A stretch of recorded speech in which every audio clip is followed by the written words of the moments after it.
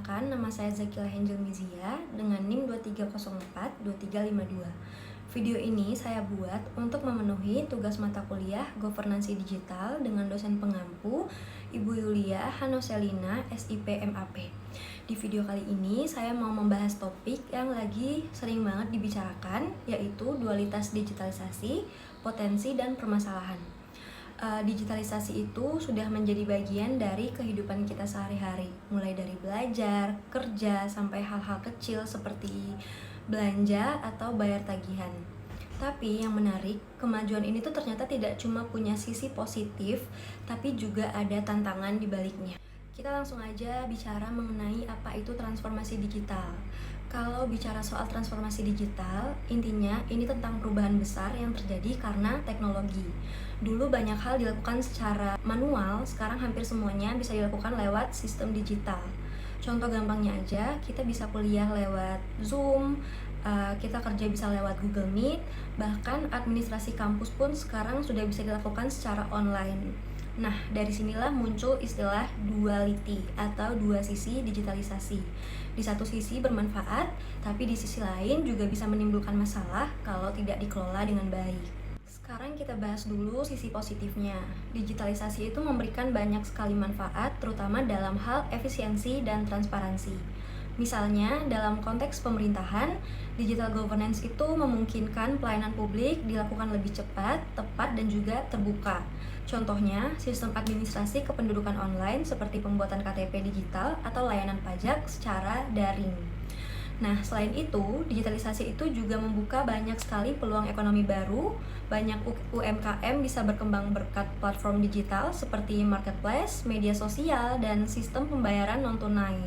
Nah, hal ini menunjukkan bagaimana teknologi itu dapat memperluas akses dan juga memperkuat perekonomian dari masyarakat. Di bidang pendidikan, digitalisasi juga membuat proses belajar itu lebih fleksibel. Kita bisa belajar dari mana saja, kapan saja, lewat berbagai platform daring. Kita bisa belajar dari rumah juga.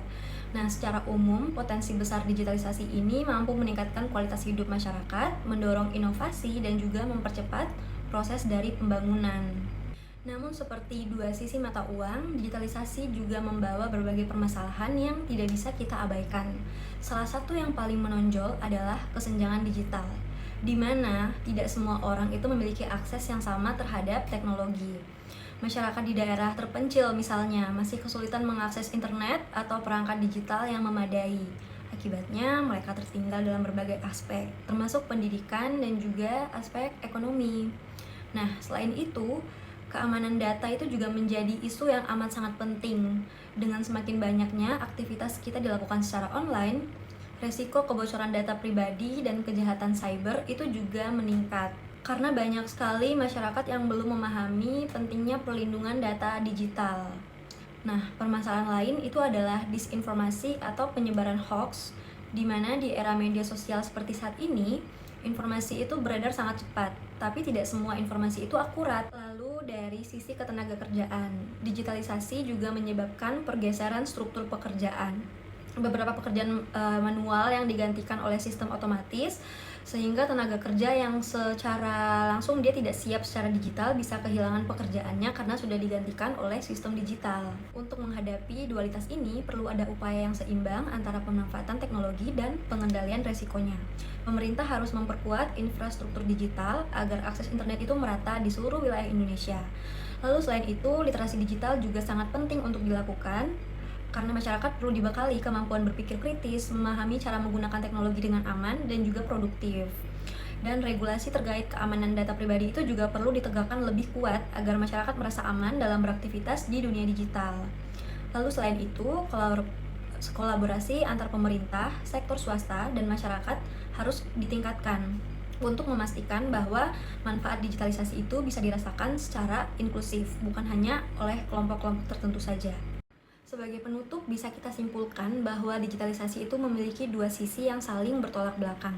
Di satu sisi, digitalisasi itu membawa kemajuan yang luar biasa, menciptakan efisiensi, membuka peluang ekonomi baru, dan juga mempercepat transformasi sosial. Namun, di sisi lain, tanpa pengawasan dan literasi yang memadai, digitalisasi itu juga bisa memperlebar kesenjangan sosial, menimbulkan ketidakadilan digital, dan juga meningkatkan ancaman terhadap keamanan data. Oleh karena itu, kunci keberhasilan transformasi digital bukan hanya pada seberapa cepat kita mengadopsi teknologi, tetapi juga seberapa bijak kita mengelolanya. Kita semua, baik sebagai individu, pelajar, pekerja, maupun warga negara, punya peran penting dalam memastikan digitalisasi itu berjalan dengan nilai-nilai etika, keamanan, dan juga inklusivitas. Digitalisasi seharusnya tidak menggantikan peran manusia, tapi justru memperkuat potensi manusia agar lebih kreatif, adaptif, dan juga solutif. Maka harapannya kita bisa membangun masa depan digital yang bukan hanya modern secara teknologi, tetapi juga adil dan berkeadapan. Terima kasih telah menonton, semoga pembahasan ini bermanfaat dan bisa menambah pemahaman kita tentang dualitas digitalisasi di era modern ini.